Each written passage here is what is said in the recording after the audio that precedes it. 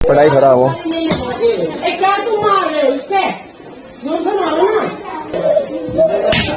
ভারত একটি বৈচিত্র্যময় দেশ।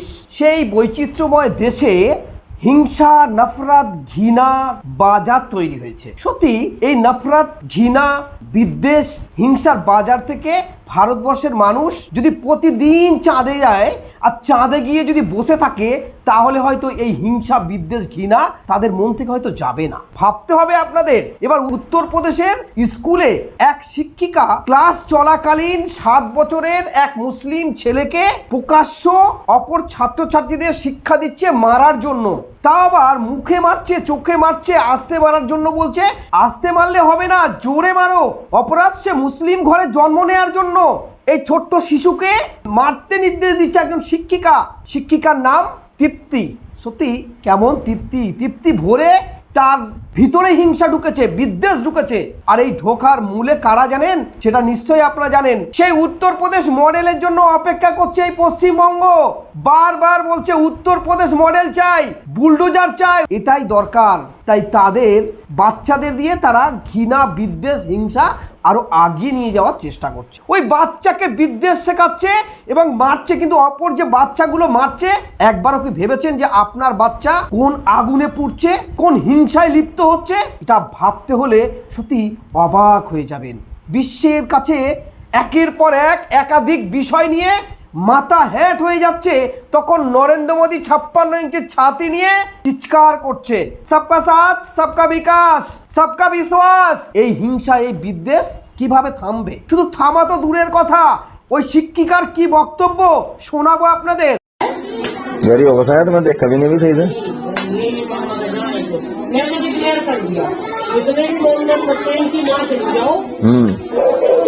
सही कह रहे जी, पढ़ाई खराब हो।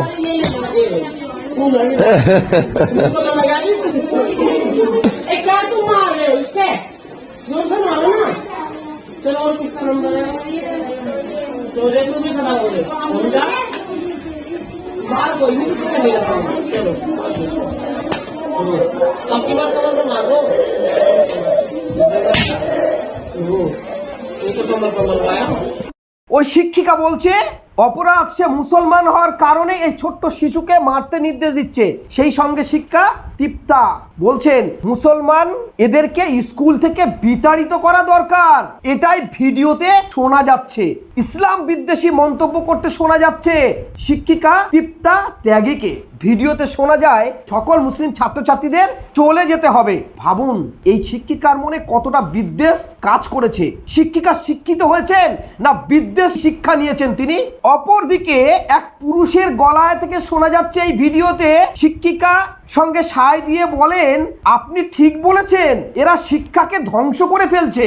ভাবুন ভারতবর্ষের কোন অবস্থায় চলে গেছে। একজন শিক্ষিকা হয়ে নিজে হিংসা, বিদ্বেষ ছোট শিশুদের মধ্যে বীজ রোপণ করে দিচ্ছে। শুধু মুসলিমদের মেরে নয়, মুসলিম শিশুকে মেরে শিক্ষা দেয়নি, আরো যে বাচ্চাগুলো মারছে তাদেরকে কোন শিক্ষায় শিক্ষিত করছে। এটা উত্তরপ্রদেশ মডেল। সত্যি এই উত্তরপ্রদেশ মডেল আমাদের রাজ্যে যারা বিরোধী দল আছে তাদের খুব প্রয়োজন। তারাও উত্তরপ্রদেশ মডেলের জন্য অপেক্ষা করছে। এত ভিতরে পৌঁছে গেছে এই হিংসা, এই বিদ্বেষ। কিভাবে শেষ হবে, কিভাবে বন্ধ হবে, কিভাবে ভারতবর্ষের মানুষ এই বিদ্বেষ, হিংসা থেকে বেরিয়ে আসবে? আমরা একাধিক জায়গায় দেখেছি বিদ্বেষ, হিংসা, গরুর মাংস রাখার জন্য, গরুর মাংস খাওয়ার জন্য, গো হত্যার জন্য। এবং শুধু তাই নয়, একজন পুলিশ কর্মীকেও দেখেছি যে হিংসা, বিদ্বেষের জন্য তার এতটাই গরম হয়ে গেছে রক্ত, ট্রেনের মধ্যে গিয়ে বেছে বেছে মুসলমানদের গুলি করে খুন করেছে। বিদ্বেষ কোথায় ঢুকে গেছে ভারতবর্ষের? 2014 সালের পর থেকে ভারতবর্ষের কোনায় কোনায় এভাবেই বিদ্বেষ, হিংসা ঢুকেছে। এটা বন্ধ করা এত সহজ বিষয় নয়। ভাবুন তো দেখি, এই শিক্ষিকা যদি একজন মুসলমান হতো আর এভাবে যদি তার মুখ থেকে শোনা যেত এই বিদ্বেষের কথা, বাচ্চাটি যদি কোনো হিন্দু ধর্মের হতো, তাহলে কি হতো ভারতবর্ষে? সমস্ত মিডিয়া থেকে, টিভি চ্যানেল থেকে হয়তো টিভি ফেটে আগুন ঝরে বেরোতো। তাদের মুখের দিকে আর তাকানো যেত না। এবং উত্তরপ্রদেশের যোগী রাজ্যের বুলডোজার অন্য রাজ্য থেকে ভাড়া করে নিয়ে যেতে হতো এবং ওই শিক্ষিকা নয়, ওই শিক্ষিকার এলাকা হয়তো মাটি কেটে বিক্রি হয়ে যেত এতক্ষণ। কিন্তু ভাবুন উত্তরপ্রদেশের যোগীর রাজ্যের বুলডোজার কোথায় গেছে। কয়েকদিন আগে আমরা দেখেছি একটি রাজ্যে শিশু একটি ধর্মীয় সভা যাচ্ছিল, তারা উপর থেকে থুতু ফেলার অপরাধে পুলিশ এবং বজরং দলের কর্মীরা ডিজে বাজিয়ে সেই বাড়িটি ভেঙে ধ্বংস করলো বুলডোজার দিয়ে। তাহলে এই বিদ্বেষ, এই হিংসা কিভাবে থামবে? এক শ্রেণীর মানুষের উপরে, বিশেষ করে দলিত, মুসলিম, আদিবাসী, খ্রিস্টান সমাজের মানুষের এই ভারতবর্ষে, এই বৈচিত্র্যময় দেশে শিক্ষা, স্বাস্থ্য, বাসস্থান, বেঁচে থাকার অধিকার, গণতান্ত্রিক অধিকার একেবারে একের পর এক ক্ষুণ্ণ হচ্ছে। রোখার রাস্তা কি? কিভাবে রুখবে? হিংসা বিদ্বেষ গোটা ভারতবর্ষের টকবক টকবক করে যেন ফুটছে।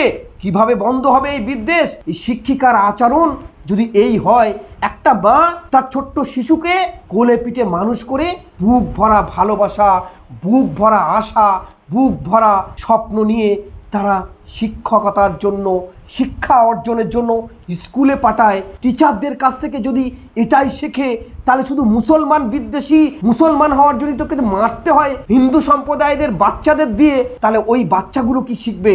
একবারও কি ভেবেছেন ভারতবর্ষের মানুষ? এটা দেখার পরে গোটা ভারতবর্ষের মানুষের মান, সম্মান, ইজ্জত গোটা পৃথিবীর কাছে মাথা হ্যাট হয়ে যাওয়ার মতো। এই বিদ্বেষ থামাতে পারে একমাত্র প্রধানমন্ত্রী, এই বিদ্বেষ থামাতে পারে একমাত্র রাষ্ট্রপতি, এই বিদ্বেষ থামাতে পারে একমাত্র যারা শাসক দলের ক্ষমতায় আছে তারাও চুপ। যদি এভাবে চুপ থাকে তাহলে সমর্থন করতে হবে এবং ধরে নিতে হবে এই বিদ্বেষের চুপ আছে, নীরব আছে। কেন বিদ্বেষ থামবে না ভারতবর্ষে? তারপরেও আমরা দেখব এই নিরীহ শিশুর এভাবে অত্যাচার করা, মুসলমান হওয়ার জন্য মারা, এবং এই শিক্ষিকার এই কটূক্তির পরেও আমরা শুনবো জয় শ্রীরাম, বাজাও তালি, তাও সমর্থন করে যাবে। অন্ধভক্তরা এমন জায়গায় চলে গেছে তারা ভাবতে পারছে না তাদের শিশু, তাদের বাচ্চারাও এই নিরীহ ভাবে তারা হিংসার আগুনে পা দিয়ে যাচ্ছে। তারাও কিন্তু হিংসার আগুনে এই বাচ্চাগুলো শেষ হবে। অন্যায় করা, অন্যায়কে মুখ বুজে সহ্য করা সমান অপরাধ। ঠিক তদরূপভাবে এই বাচ্চার যারা এই হিংসায় শেখাচ্ছে এবং হিংসার সমর্থন করছে, আপনাদের অস্ত্রে যার সম্বল, অস্ত্রে তার মৃত্যু। এই অস্ত্র যারা তৈরি করছে, এই অস্ত্রেই কিন্তু তাদেরও জ্বলতে হবে। আসুন আমরা সবাই মিলে এই হিংসা বিদ্বেষ থেকে দূরে থাকি। আমরা ভারতবাসী একে অপরের কাছে টেনে নিই, নাহলে আগামী দিনে এই ভারতবর্ষ খান খান হয়ে যাওয়ার বেশি সময় কিন্তু লাগবে না।